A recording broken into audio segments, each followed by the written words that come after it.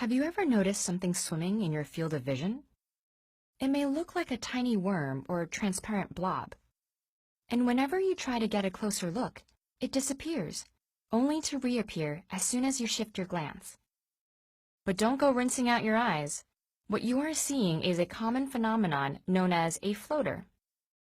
The scientific name for these objects is muscae volitantes, Latin for flying flies, and true to their name, they can be somewhat annoying. But they're not actually bugs or any kind of external objects at all. Rather, they exist inside your eyeball. Floaters may seem to be alive since they move and change shape, but they are not alive. Floaters are tiny objects that cast shadows on the retina, the light-sensitive tissue at the back of your eye. They might be bits of tissue, red blood cells, or clumps of protein.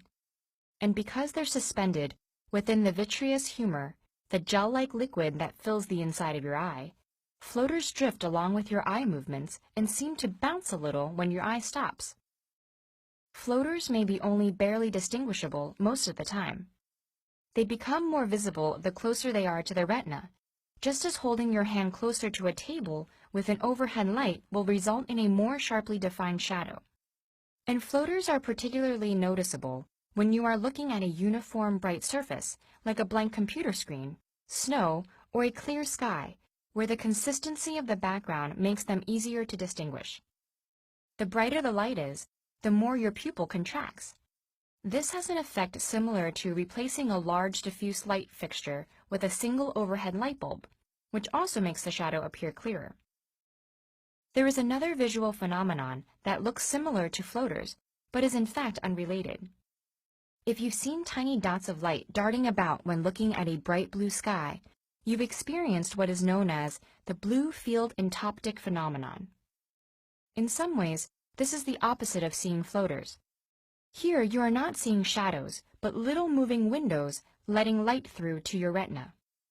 The windows are actually caused by white blood cells moving through the capillaries along your retina surface. These leukocytes can be so large that they nearly fill a capillary, causing a plasma space to open up in front of them. Because the space and the white blood cells are both more transparent to blue light than the red blood cells normally present in capillaries, we see a moving dot of light wherever this happens, following the paths of your capillaries and moving in time with your pulse. Under ideal viewing conditions, you might even see what looks like a dark tail following the dot. This is the red blood cells that have bunched up behind the leukocyte. Some science museums have an exhibit which consists of a screen of blue light, allowing you to see these blue sky sprites much more clearly than you normally would.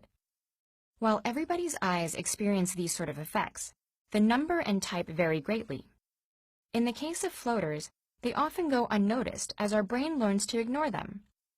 However, abnormally numerous or large floaters that interfere with vision may be a sign of a more serious condition, requiring immediate medical treatment. But the majority of the time, entoptic phenomena, such as floaters and blue sky sprites, are just a gentle reminder that what we think we see depends just as much on our biology and minds as it does on the external world.